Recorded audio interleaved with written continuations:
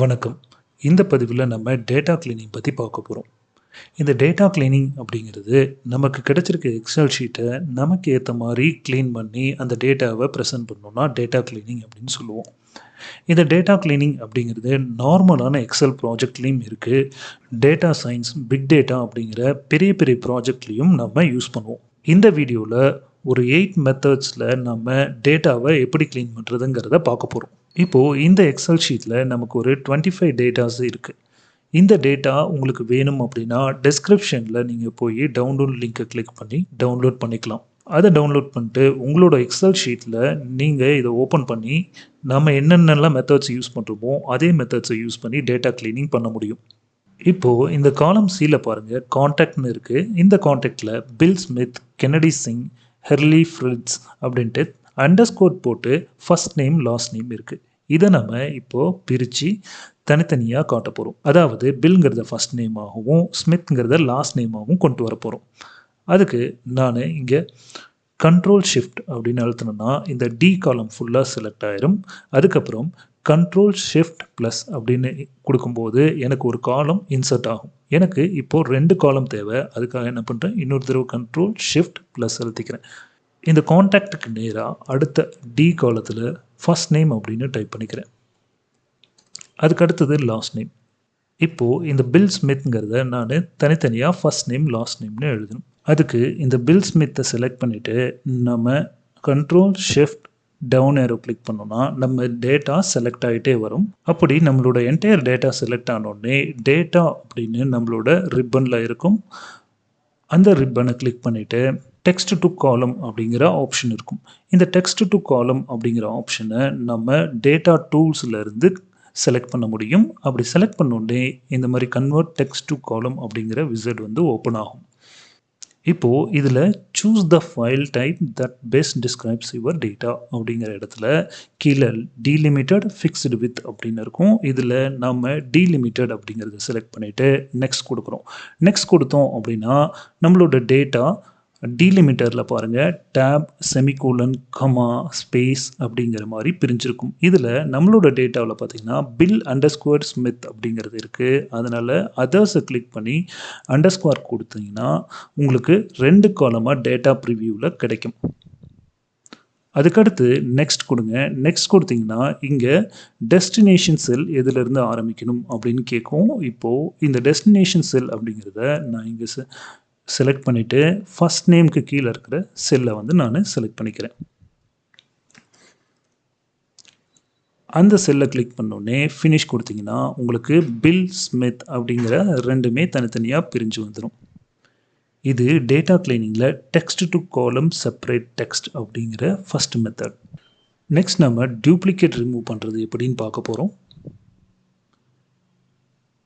இப்போது இந்த டிங்கிற காலத்தில் பாருங்கள், Nike, Armani, Nike INC, Nike UK அப்படின்னு நமக்கு டியூப்ளிகேட் வந்திருக்கு. இந்த டியூப்ளிகேட்டை நம்ம ரிமூவ் பண்ண போகிறோம். அதாவது நைக் ஐஎன்சி, நைக் யூகே அப்படிங்கிற பிராண்ட் எல்லாமே ஒரே பிராண்டு தான். இப்போது இதை நான் எப்படி ரிமூவ் பண்ணுறது அப்படிங்கிறத சொல்லித்தரேன். இதுக்கு பக்கத்தில் ஒரு காலம் ஒன்று க்ரியேட் பண்ணிப்போம். க்ரியேட் பண்ணிவிட்டு இந்த செல்லில் ஈக்குவல் டு சிம்பிள் யூஸ் பண்ணி யூனிக் அப்படின்னு டைப் பண்ணுங்கள். நமக்கு யூனிக்னு ஒரு ஃபார்முலா இருக்குது. அந்த ஃபார்முலா உங்களுக்கு வரும். அந்த ஃபார்முலா வந்தோடனே எந்த டேட்டாவை நம்ம டூப்ளிகேட்டாக இருக்குது அப்படின்னு கண்டுபிடிக்கணுமோ அந்த டேட்டாவை போடுங்க. அதுக்கப்புறம் அந்த காலம் ஃபுல்லாக செலக்ட் பண்ணுங்கள். அப்படி செலக்ட் பண்ணிங்கன்னா உங்களுக்கு என்ட்ரு கொடுத்தோடனே என்னென்னலாம் டூப்ளிகேட் வேல்யூ இருக்குது அப்படிங்கிறத நமக்கு காமிச்சிடும். அதாவது நைக் இருக்குது, அதே மாதிரி நைக் ஐஎன்சி, நைக் யூகே அப்படின்னு டூப்ளிகேட்ஸ் இருக்குது. அதுக்கப்புறம் நியூ பேலன்ஸ், ஆசிக்ஸ், பூமா இப்படின்னு இருக்குது. இப்போது இந்த டேட்டாவை நான் சேஞ்ச் பண்ண போகிறேன். இப்போது இந்த டூப்ளிகேட்டை நம்ம ரிமூவ் பண்ணுறதுக்கு கண்ட்ரோல் ஹச் யூஸ் பண்ணிங்கன்னா நமக்கு ஃபைண்ட் அண்ட் ரீப்ளேஸ்ங்கிற ஆப்ஷன் வரும். இப்போது இந்த ஃபைண்ட் அண்ட் ரீப்ளேஸில் ஃபைண்டுங்கிற இடத்துல நைக் ஐஎன்சி அப்படின்னு டைப் பண்ணுங்கள். அதுக்கடுத்து ரீப்ளேஸ் வித் நைக் அப்படின்னு போடுங்க. செலக்ட் பண்ணிக்கிங்க. மேட்ச் கேஸ்ன்னு இருந்தால் மேட்ச் கேஸ் கொடுத்துருங்க. ரீப்ளேஸ் ஆல் கொடுத்தீங்கன்னா உங்களுக்கு நைக் ஐஎன்சி எல்லாமே நைக்னு மாறிடும். அதுக்கு அடுத்தது நைக் யூகே அப்படிங்கிற அந்த டூப்ளிகேட்டையும் மாற்றிக்கிங்க. ரீப்ளேஸ் ஆல் கொடுத்தோடனே நமக்கு எல்லாமே மாறிடுச்சு.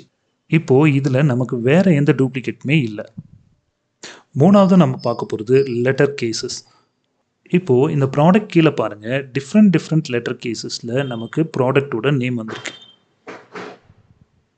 இதை நம்ம ஒரே மாதிரியான லெட்டர் கேஸுக்கு கொண்டு வரணும். அதுக்கு கண்ட்ரோல் ஸ்பேஸ் கொடுத்து கண்ட்ரோல் ஷிஃப்ட் ப்ளஸ் கொடுத்தேன் அப்படின்னா எனக்கு ஒரு நியூ காலம் இன்சர்ட் ஆகும். இப்போது இந்த காலத்தில் நான் ப்ராடக்டை கரெக்டான கேசஸ்லாம் கொண்டு வர போகிறேன். ஸோ இதுக்கு ப்ராடக்ட் 1 அப்படின்னு நேம் கொடுத்துக்கிறேன். நெக்ஸ்ட் நம்ம பண்ண போகிறது, அதுக்கு அடுத்த காலத்தில் ஈக்குவல் டு சிம்பிள் கொடுத்து ப்ராப்பர் அப்படின்னு டைப் பண்ணுங்கள். டேப் கொடுத்தோடனே எனக்கு இந்த ஃபார்முலா வரும்.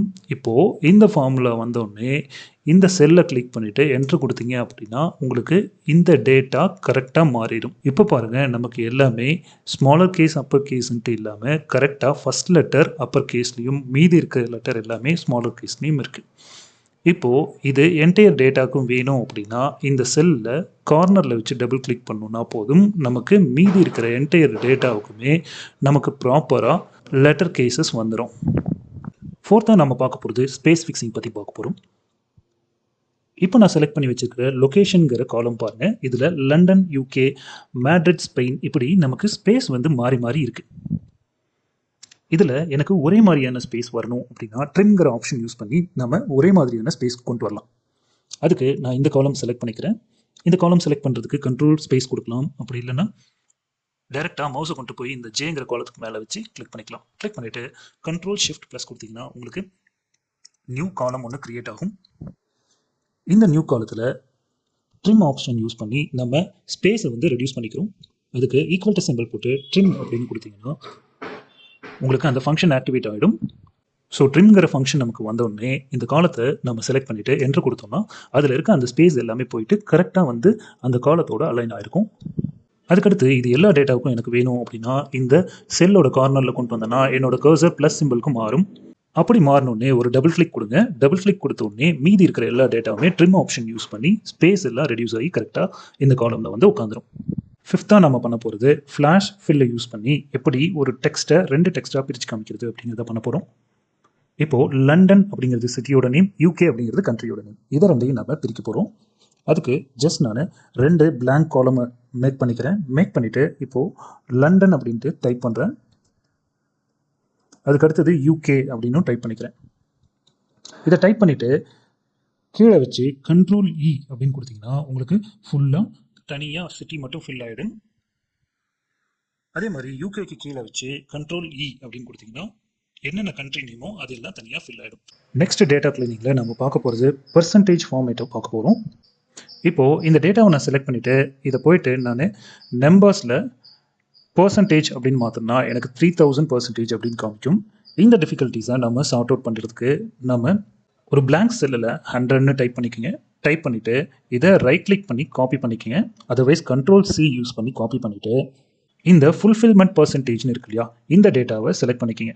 இந்த என்டையர் டேட்டாவையும் நம்ம செலக்ட் பண்ணதுக்கப்புறம் ரைட் கிளிக் பண்ணி பேஸ்ட் ஸ்பெஷல் அப்படின்னு கொடுங்க.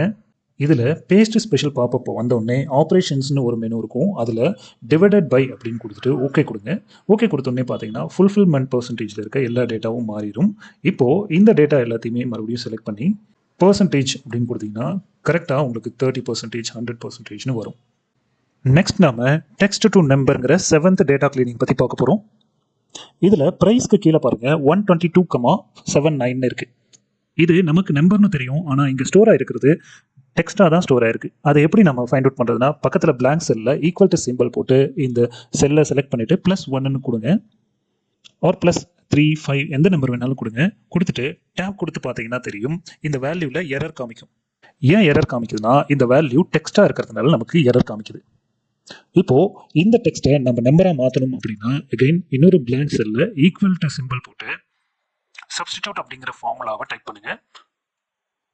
டைப் பண்ணிவிட்டு இந்த நம்பரை செலக்ட் பண்ணுங்கள். செலக்ட் பண்ணிவிட்டு கமா கொடுத்து ஒரு quotation and then comma quotation. இது ஓல்டு டெக்ஸ்ட். இந்த கொட்டேஷன் வந்து 122 ஃபஸ்ட்டு காமிக்குது. அதுக்கப்புறம் ஒரு கமா போடுறது.